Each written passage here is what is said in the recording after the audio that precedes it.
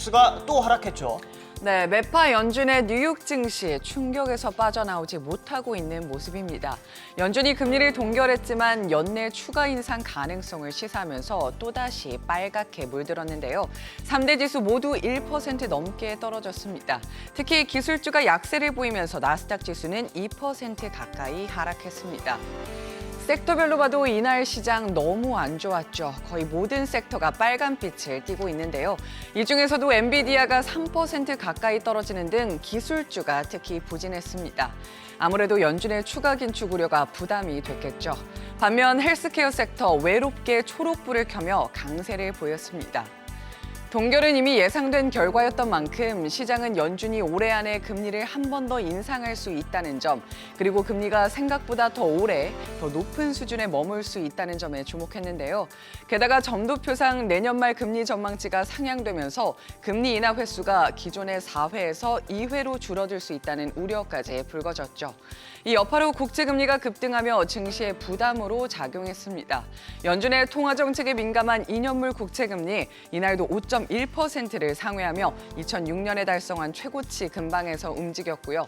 10년물 국채금리는 4.5% 턱 밑까지 오르며 2007년 이후 최고 수준에서 거래를 마쳤습니다. 국채금리 상승을 견인한 또 다른 요인, 미국의 실업 지표입니다.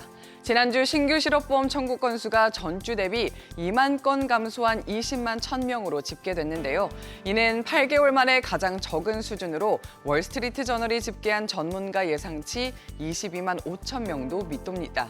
이번 FOMC 성명서에서 연준이 평가한 것처럼 고용 시장이 여전히 강하다는 것을 보여주는데요. 다만 전미 자동차 노조 UAW의 파업으로 앞으로 몇 주 안에 실업보험 청구 건수가 다시 늘 수 있다는 전망도 나옵니다. 이처럼 고용시장이 계속해서 강세를 보인다면 연준의 추가 금리 인상 가능성은 커질 수밖에 없겠죠. CME 패드워치에 따르면 아직까지는 11월과 12월 FOMC 모두 동결 가능성이 더 높은데요. 하지만 하루 전과 비교해보면 인상 가능성이 소폭 올랐습니다. 시장이 예상하는 첫 금리 인하 시점도 보면 내년 7월로 당초 예상했던 상반기에서 하반기로 미뤄진 것 확인할 수 있는데요. 역시나 9월 점도표에서 내년 말 금리 전망치가 상향된 것이 영향을 미친 것으로 풀이됩니다. 파월 의장이 필요할 경우 금리를 더 인상하고 인플레이션이 목표 수준으로 내려올 때까지 고금리 통화 정책을 유지할 수 있다고 밝힌 만큼 앞으로 물가 지표와 경제 지표가 어떻게 나오는지에 따라 금리 전망은 달라질 것으로 보입니다. 유럽 주요국 증시도 매파 연준발 충격을 피하지 못했습니다. 모두 빨간불을 켰는데요. 독일 닥스와 프랑스 카크 지수 1% 넘게 떨어졌고요. 영국 푸시 지수도 소폭 하락했습니다.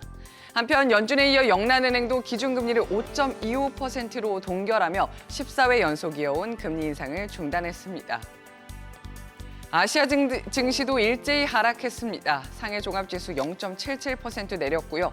일본 니케이 지수와 홍콩 항생 지수는 1% 넘게 떨어졌습니다. 유가는 하락세를 이어갔는데요. WTI 89달러대로 내려왔고요. 브렌트유도 소폭 하락해 92달러 선에서 거래를 마쳤습니다. 연준의 추가 금리 인상 가능성에 원달러 환율은 10원 가까이 올랐습니다. 주요 6개국 통화 대비 달러화 가치를 보여주는 달러 인덱스도 105선까지 오르며 지난 3월 이후 최고치를 기록했습니다.